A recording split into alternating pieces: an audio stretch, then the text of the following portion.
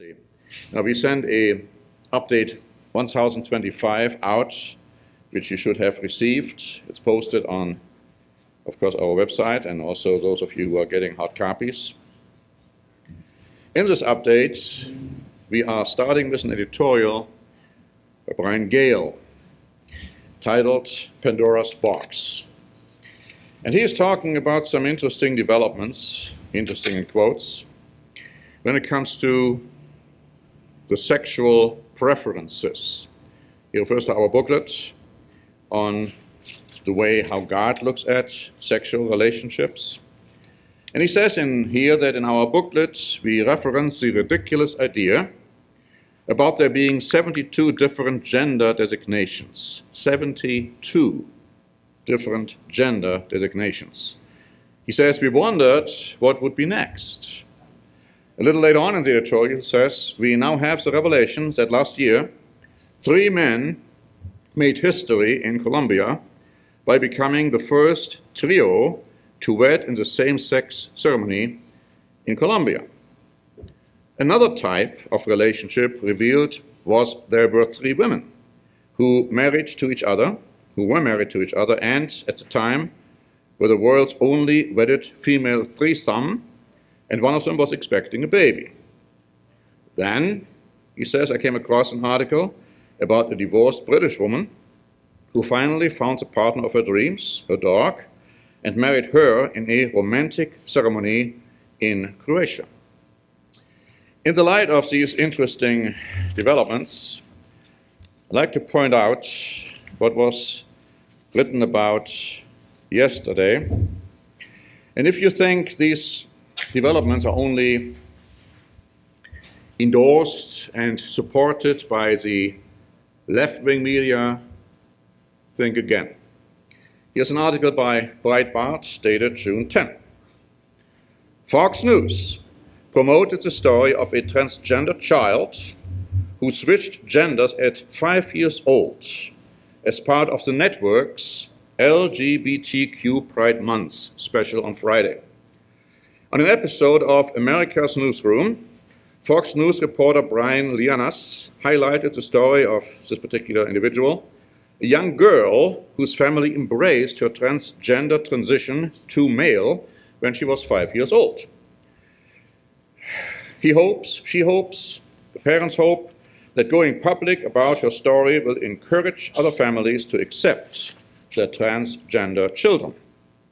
And then the reporter, Fox News reporter, described the situation as a typical Southern Californian teenager during the segment's introduction. According to her mother, Hillary, whatever the last name is, told her parents that she was a boy before she could even speak. Despite the family's conservative faith, the mother believes God created her, just the way she is. At the segment's conclusion, the reporter praised the Washington family for being public about transgender issues in today's political climate.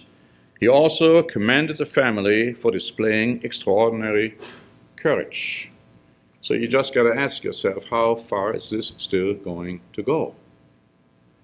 I mean, in times past, people would not only shake their heads in unbelief, they would strongly condemn this kind of reporting, this kind of endorsing these developments. But today, even Fox News, supposedly a conservative outlet, is endorsing it, is promoting it, and it's just unbelievable. Anyway, going back to our update, in the current events, we talk about a potential coming war between Israel and Iran. Now, we have been talking about that before, but now the signs seem to indicate that it's not far off. We also talk about fear of civil war in the United States. And in this regard, we have a new Standing Watch program out there with that title, Civil War, Violence and Misery in the United States. And we are summarizing it as follows. Is the United States going to experience another civil war in our days? Alarming signs point at that possibility.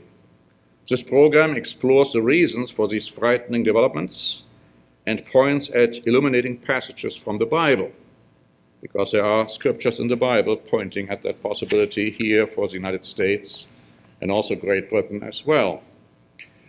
If you haven't watched the program, please go ahead and do so, because I think we all need to be prepared for that possibility.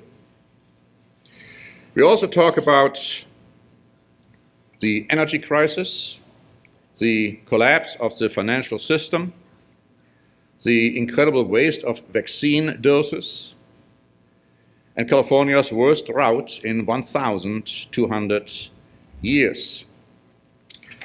Now, when it comes to the terrible energy crisis, if you can call it such, when we drove up here in California, where we are, the average is over $6 a gallon now for regular, over $6.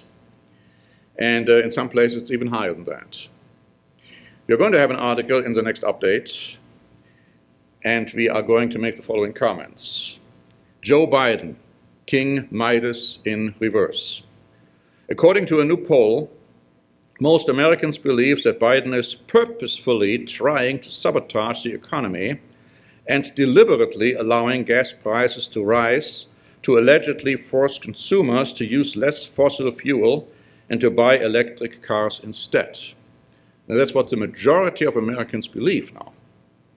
We go on to say whether this is true or not, there can be no doubt that Biden is largely responsible for the high gas prices. As Breitbart correctly pointed out on June 10, and I quote, "He attacked American energy independence on day one by nixing the Keystone Pipeline and continued the trend by rejoining the Paris Climate Accord and canceling oil and gas leases. He also issued a 60-day halt on all new oil and gas leases and drilling permits on federal lands and waters, directed federal agencies to eliminate all supports for fossil fuels, and imposed new regulations on oil and gas and methane emissions." Now, he can deny responsibility as much as he wants. It's clear he is responsible, largely so. And as I pointed out, most Americans even believe he is doing purposefully the thing. Well, I mean, the consumers are suffering, as I point out in the Standing Watch program. Some have to make a decision. Can they even put gas in their car? Or should they rather go and buy necessities because they can't do both? That's how bad it has already gotten in the United States of America. In our summary, we go on to say that we speak on the military's control of Hollywood, and I mentioned that already last time, and the Navarro scandal. And then, of course, also look at our message from last week in this regard. Also the attack, the attempted murder on U.S. Supreme Court Judge Brett Kavanaugh. We address Elon Musk's fight with the DOJ and Dr. Oz victory in Pennsylvania, point out questions regarding the future of the Commonwealth of Nations, formerly known as the British Commonwealth, talking about Boris Johnson's survival for now, Russia's opinion that the four horsemen of the apocalypse are already on the way. We also point out former German Chancellor Angela Merkel's refusal to apologize for her ill-conceived politics towards Russia. We continue with Joe Biden's terrible legacy in Afghanistan. That's another thing, of course, which really goes against him. The disunified summit of the Americas, which now took place, but it wasn't a success. Rumors, that's an interesting one, that Pope Francis might retire. Have you heard about that? And there are these rumors, specifically in Italy. And if that were to happen, and a new pope would come to power, we would have three popes. One in charge and two retired. Somebody asked me about that, and I said, well, you know, this has happened before in the Catholic Church. There was a time when they had three parallel popes, and every one of the three claimed that he was the rightful successor. Again, stranger things have happened, and then, of course, we also conclude with a funny, at the same time, silly article about Turkey's name change. I'd like to talk about something I had alluded to last time, and this is this tremendously important, quote-unquote, committee which is taking place, which has begun this week, having to do with the January 6, 2021 incident. Now, if you have watched some of that, and I did watch just a little bit, kind of expecting fully that it would come out exactly the way I had expected, it is amazing how things can be twisted, how they can be manipulated, how they can be manufactured, and of course all in the name of democracy, free speech, allegedly trying to find out the truth. Now, of course, as you can imagine, Donald Trump already answered, and he said he never ever said to hang Mike Pence. Now, that was a charge which was launched against him. He said that's absolutely a lie. But I found this interesting article on Newsmax, which says Liz Cheney was incorrect when she claimed then President Trump did not condemn the attack. Actually, Trump did condemn the violence in a video Twitter quickly blocked, along with an Oval Office address a week later. Cheney also used Trump's words of love in the air out of context, as the committee showed protesters breaching the Capitol building on January 6, 2021, but Trump spoke those words about the Stop the Steal rally, not to describe the people breaching the Capitol. Now, if that's not already enough to show how totally dishonest this committee is, here's an article by TND dated June 9 saying, a Capitol Police timeline of the days and weeks surrounding January 6 shows former President Donald Trump's Department of Defense offered the National Guard's assistance in the days leading up to the violent attack on the US Capitol, validating claims from Trump administration officials that were said to be false by liberal fact checkers. And so you have several liberal newsletters saying, oh, he never offered that, Pelosi never rejected that, that's all kind of fake news made by Trump. And of course, this article points out, no, it's absolutely true. And of course, that brings up the next question. If they all knew about it, and so that's what the committee said, they all knew about it, that such an attack would take place, how come they were not prepared for it? That's something the committee hasn't answered yet, hasn't even addressed yet, probably won't address. Now, this one is an interesting article by Newsmax talking about constitutional law expert Alan Dershowitz. And he said this about this quote-unquote committee. He said, this was not fair, it was one-sided, it is unethical. Take, for example, President Trump's speech on January 6. He said at the end of the speech he wanted people to show their voices patriotically and peacefully. They doctored the tape. They edited those words out. He says if a prosecutor ever did that, he would be disbarred. You cannot present part of the tape and deliberately omit the rest of the tape in order to mislead the audience, especially when the other side has no opportunity to cross-examine, no opportunity to present its own evidence. President Trump committed no crime. Anybody who thinks that he did fails to understand the First Commandment.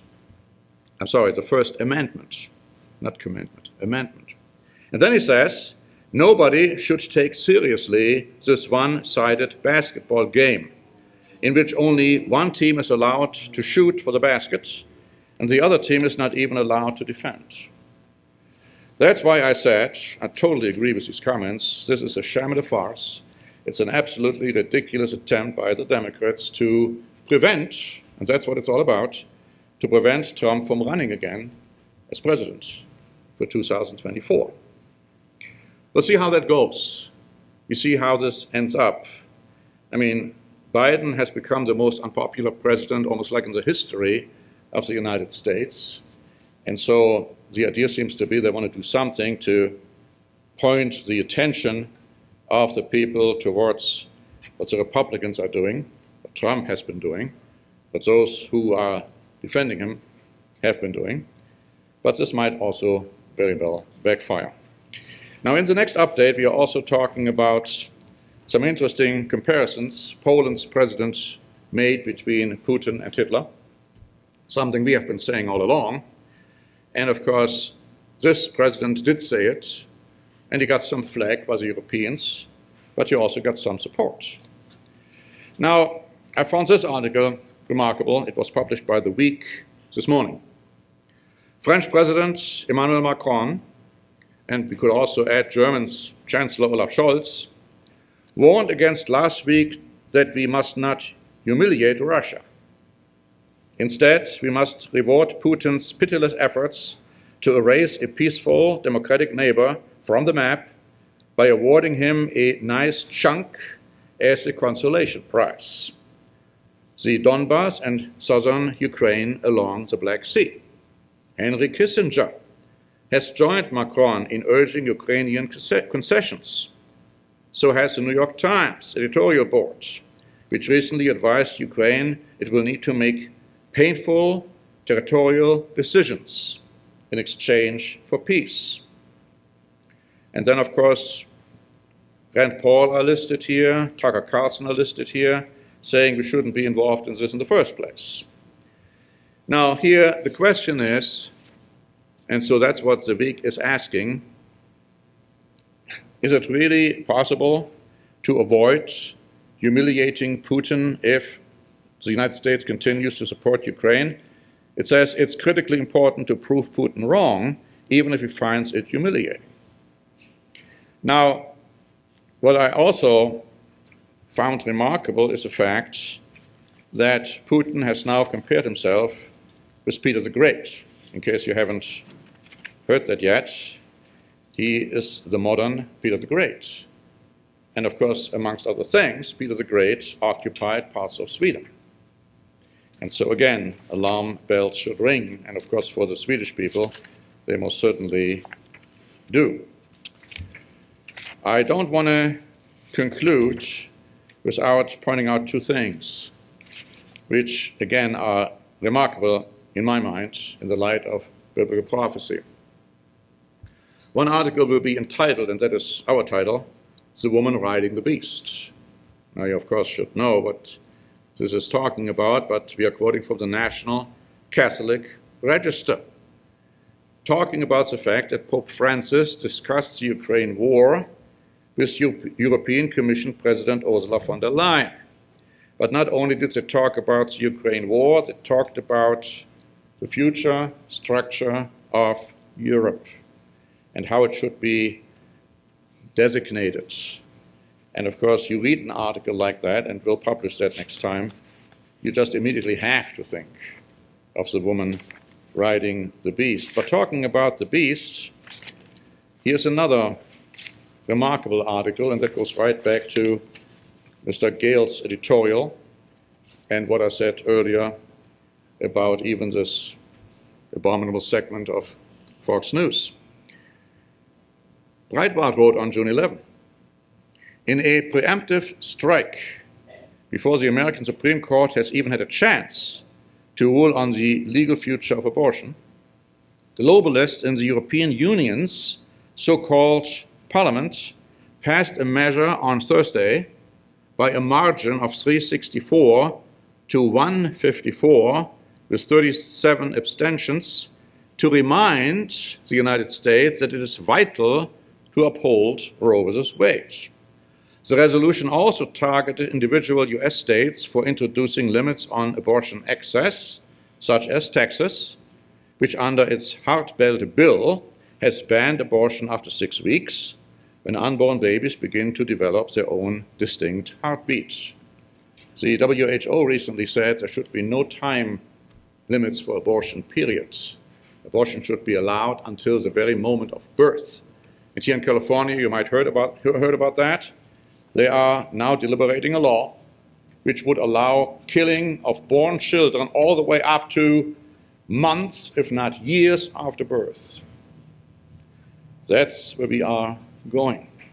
The article goes on to say, apparently not understanding how American republicanism operates as a governmental system, the EU Parliament went on to call on President Joe Biden to ensure access to safe and legal abortion, despite the president having no legal authority to do so.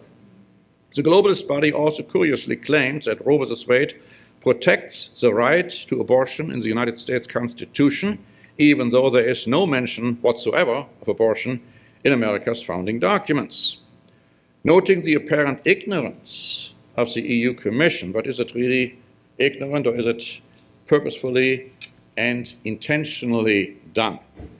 German right-wing Christina Anderson, who opposed the measure, commented, "The USA is no longer a colony ruled from Europe. Didn't you know that?" Now again, that's almost like prophetic, because Europe wants to be a conquering power towards the United States. And we know from prophecy that that's exactly what's going to happen.